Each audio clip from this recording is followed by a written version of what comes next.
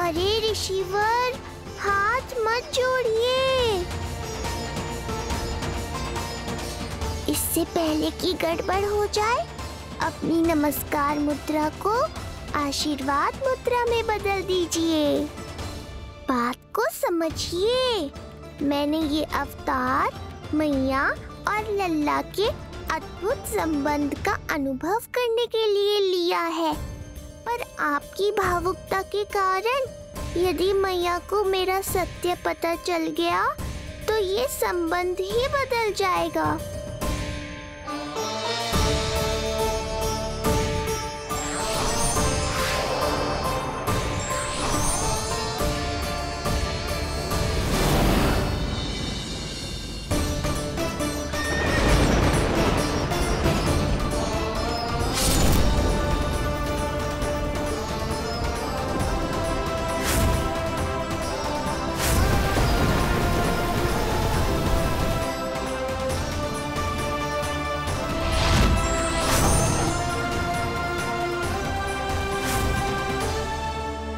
अब आप सब कुछ जान चुके हैं ऋषिवर, इसलिए अब मेरे सामने हाथ जोड़कर मेरे सत्य को उजागर मत कीजिए। अपने शिष्य वसुदेव के पुत्र के रूप में मुझे आशीर्वाद दीजिए।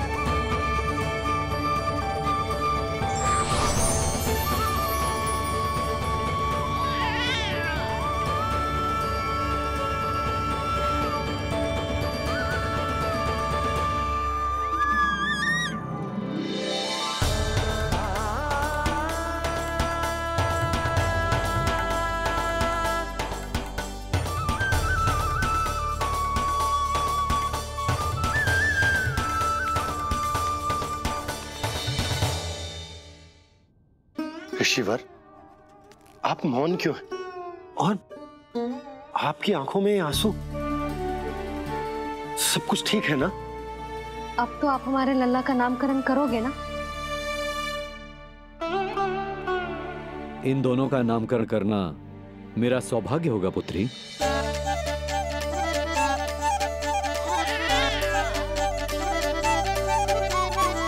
परंतु ये गोपनीय रूप से करना होगा।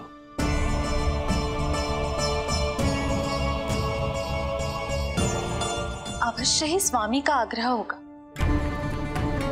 ताकि कंस की बुरी दृष्टि हमारे पुत्र पर ना पड़े। ये तो बहुत महान ऋषि हैं, इन्हें कंस के अत्याचारों के बारे में अवश्य पता होगा। अपनी संतान का नामकरण संस्कार करना एक मां के लिए उत्सव से कम नहीं होता है, पर यह छुपकर करना होगा।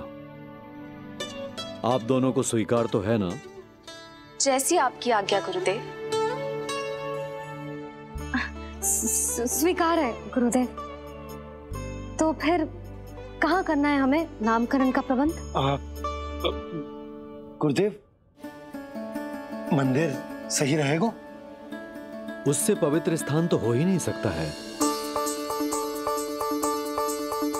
ऋषिवर, आप तनिक विश्राम कीजिए, हम लोग प्रबंध करते हैं। मैं कुछ समय इन बालकों के साथ व्यतीत करना चाहूंगा। ये तो इनका सौभाग्य होगा। हमें आज्ञा दीजिए।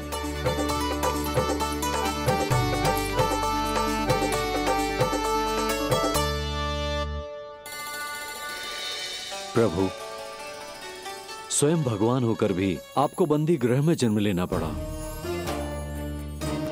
अब अपनी मां को छोड़कर दूसरी मां के यहां पलना पड़ रहा है। जब से गोकुल आए हैं, छुप छुप कर रहना पड़ रहा है। इतनी नन्ही सी अवस्था में दुष्ट कंस के कितने ही आक्रमणों का सामना कर चुके हैं आप।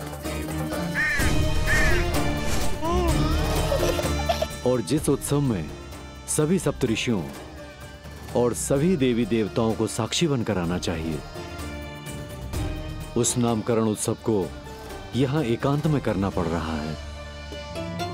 क्यों प्रभु, इतने कष्टों को सहकर ये अवतार क्यों लिया है आपने? दुष्टों का नाश करने के लिए, धर्म की स्थापना करने के लिए और सबसे अधिक मैया की ममता का अनुभव करने के लिए। पर इसके लिए इतने कष्ट? मानव जीवन लिया है तो कष्ट तो उठाने ही पड़ेंगे ऋषिवर। मानव जीवन की आंच जला रही है, फिर भी आप मुस्कुरा रहे हैं प्रभु। ये कैसा अनोखा अवतार है। आंच में जलकर भी यदि मैं नहीं मुस्कुराऊंगा तो अपने भक्तों को क्या शिक्षा दूंगा मैं? आज एक कंस का प्रकोप है, भविष्य में सहस्रों कंस होंगे और आने वाले युगों में होंगे अनगिनत कंस। उस समय मेरे भक्तों को पता होना चाहिए कि अपने कष्टों को कैसे सहना है और धर्म के पथ पर अडिग कैसे रहना है।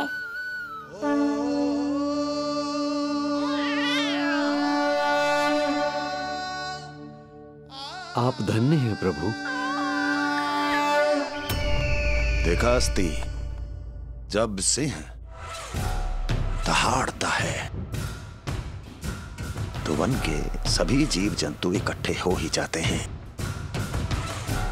वो सब जो मेरा विश्वास पात्र होने का अधिकार और ये सिंहासन पाना चाहते हैं, सामने आए। बुद्धि के बिना बल अपंग होता है महाराज, और मेरे पास बुद्धि और बल दोनों हैं। आप केवल आदेश दीजिए किसका संहार करना है।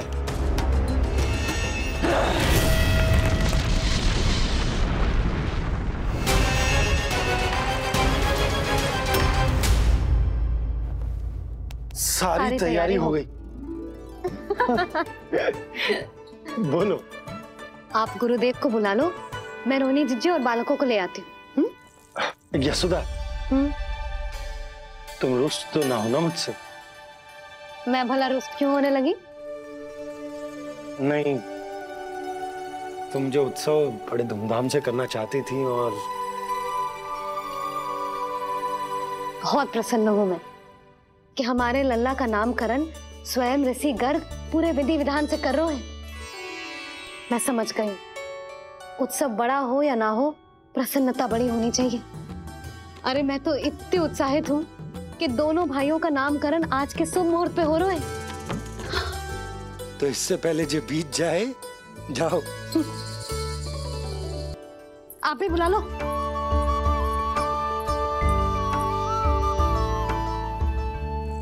यहाँ सब के सब एक से बढ़कर एक है, तो फिर अपने कार्य के लिए किसका चुनाव सबसे पहले करूं? मेरा सामर्थ्य तो आपने अभी तक देखा ही नहीं महाराज। चुटकी बजाकर शत्रुओं का विनाश कर सकता हूं मैं।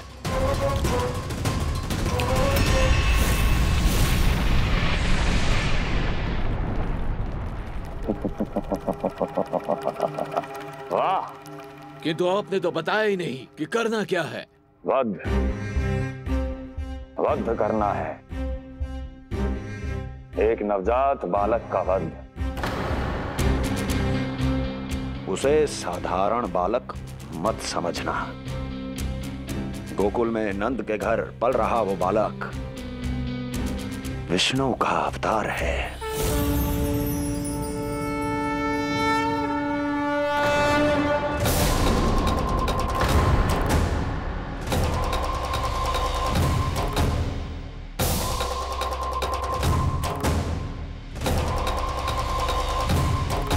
क्या हुआ? इतना सन्नाटा क्यों छा गया? क्षमा कीजिए महाराज, पर मैं नन्हे बालकों के साथ हिंसा नहीं करता। विष्णु अवतार बड़ा छलिया है महाराज, मैं उसका मुख भी नहीं देखना चाहता।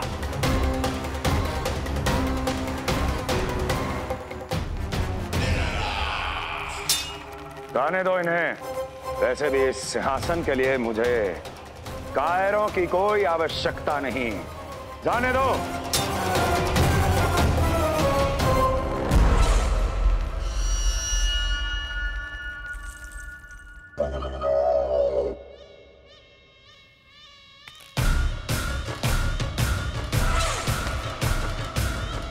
दुर्जय, क्या कहा था मैंने कहा था केवल वही आए जिनके हृदय में साहस का ज्वालामुखी धधकता हो, जिनकी तलवारें पर्वतों का सीना चीरने के लिए व्याकुल हो, जिनकी संकल्प शक्ति इतनी दृढ़ हो कि वो मृत्यु से टक्कर ले जाएं। वही होगा इस सिंहासन का असली अधिकारी। महाराज,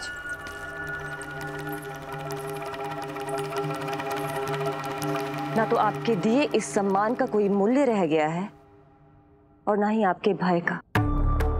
अभी अभी आपने ही कहा था ना कि जब वन में कोई सिंह दहाड़ता है तो उस वन के सभी जीव जंतु एक जगह एकत्रित हो जाते हैं, परंतु उसी वन में जब कोई बब्बर सिंह दहाड़ता है तो वही जीव जंतु भय के मारे इधर उधर भागने लगते हैं।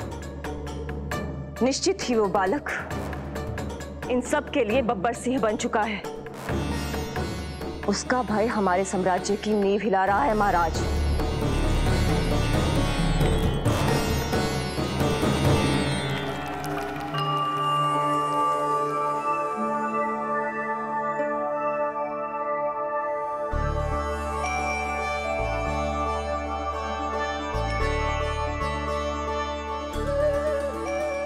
हे नारायण, मेरा मार्गदर्शन कीजिए।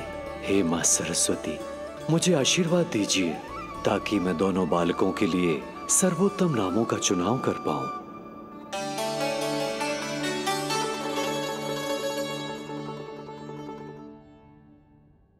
आपके पुत्र को बड़े भाई के कर्तव्य का निर्वाह करना है और इस दायित्व को प्रभु श्री राम से अच्छा किसने निभाया है? जैसा अटूट संबंध उनका अपने भाइयों के साथ था, मैं श्री नारायण से प्रार्थना करता हूं कि वैसा ही प्रेमपूर्ण संबंध इसका भी अपने छोटे भाई के साथ हो।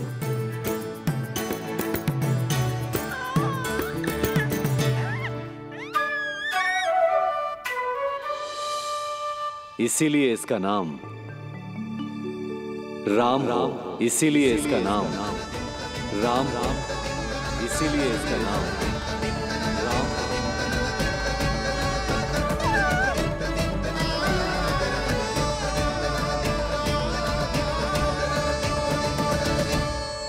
बड़े भाई में आदर्श, न्याय, संकल्प बल के साथ साथ शारीरिक बल भी होना चाहिए। मैं देख पा रहा हूं ये बालक इन सब बलों के लिए जाना जाएगा। इसलिए जो नाम इसके व्यक्तित्व के लिए सबसे उचित है वो है बलराम। बलराम, बलराम।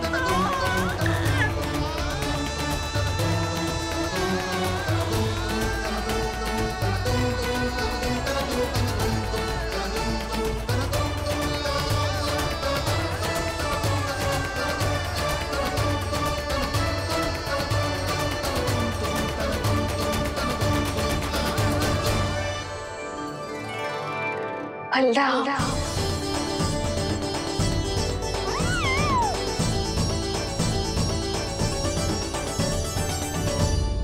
तो फिर उसका नाम बल राम रखना। कैसा अद्भुत संयोग है रिसीवर। जब इसके जन्म की सूचना देने में वसुदेव भैया के पास मथुरा गया था तब उन्होंने भी यही नाम रखा था, बलराम। ये संयोग नहीं, नारायण की इच्छा है नंदराज। बलराम से अधिक उपयुक्त नाम इस बलराम के लिए कुछ और हो ही नहीं सकता है। पर मैं तो दाऊ कहकर ही बुलाऊंगा इन्हें, बलदाऊ।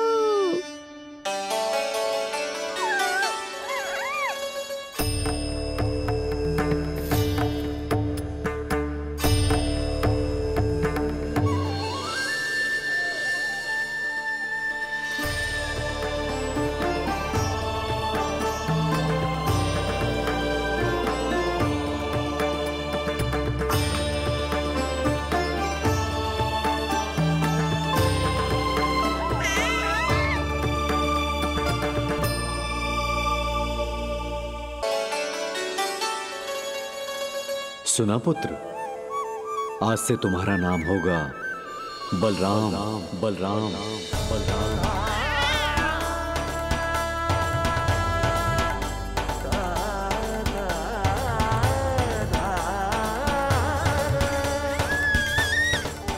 गुरुदेव, कितना अद्भुत नाम दियो है आपने इसे। अब मेरे लल्ला को भी ऐसा ही कोई उत्तम सा नाम दे दो।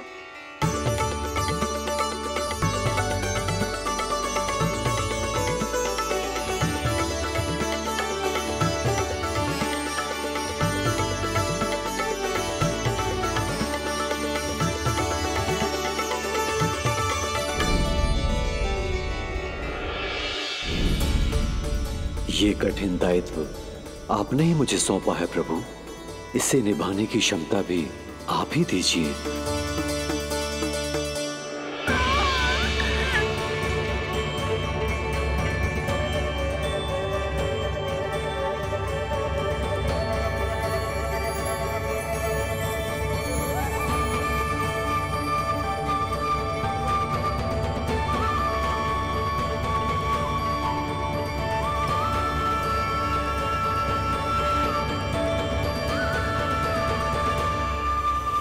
कृष्ण कृष्ण कृष्ण कृष्ण कृष्ण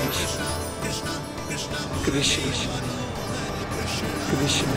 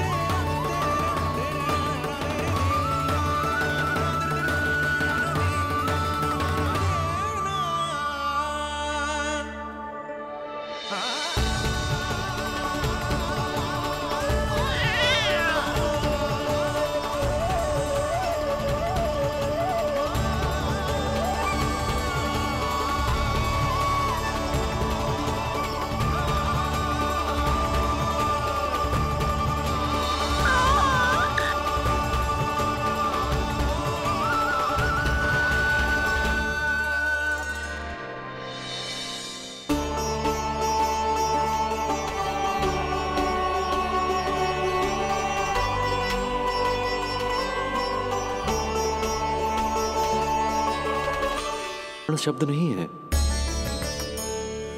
ये अनेक विशेषताओं से भरा हुआ है। क बना है कमलकांत से, अर्थात वो जो श्रीपति विष्णु जैसा हो।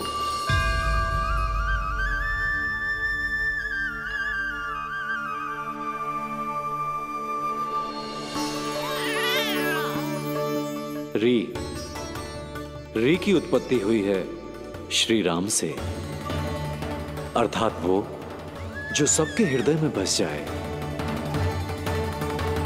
श ऐश्वर्य के स्वामी विष्णु के लिए, अर्थात वो जो समृद्धि लेकर आए।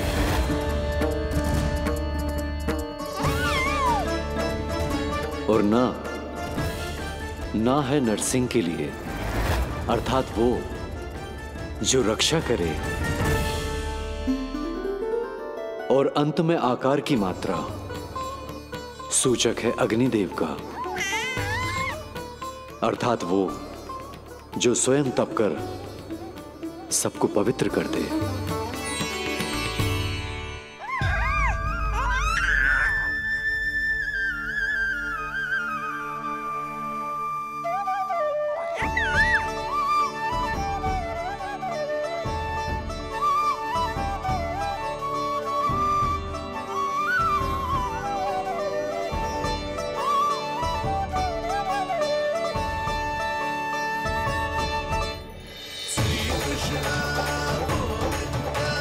Hare Hare, Sri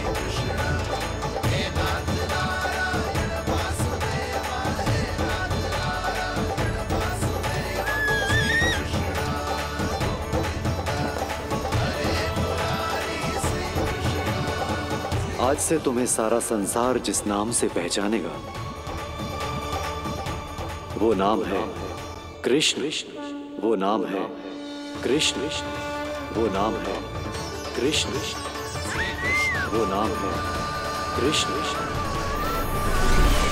Krishna Krishna Krishna Krishna Krishna Krishna Krishna Krishna Krishna Krishna Krishna Krishna Krishna.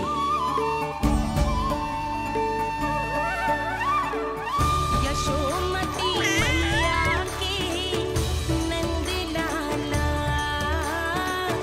Yashomati मैया की नंद लाला। असुरी कार्य करने वालों के लिए कृष्ण नाम का अर्थ एक और भी होगा। वो घनी अंधेरी रात जिसमें इसने जन्म लिया, पर इससे जो प्रेम करते हैं उन सभी के लिए कृष्ण नाम का अर्थ होगा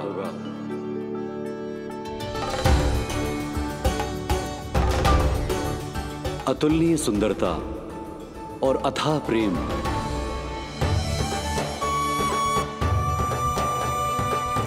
इन दोनों विशेषताओं का साक्षात स्वरूप होगा ये कृष्ण। कृष्ण कृष्ण हरे कृष्ण कृष्ण कृष्ण मुरली मनोहर।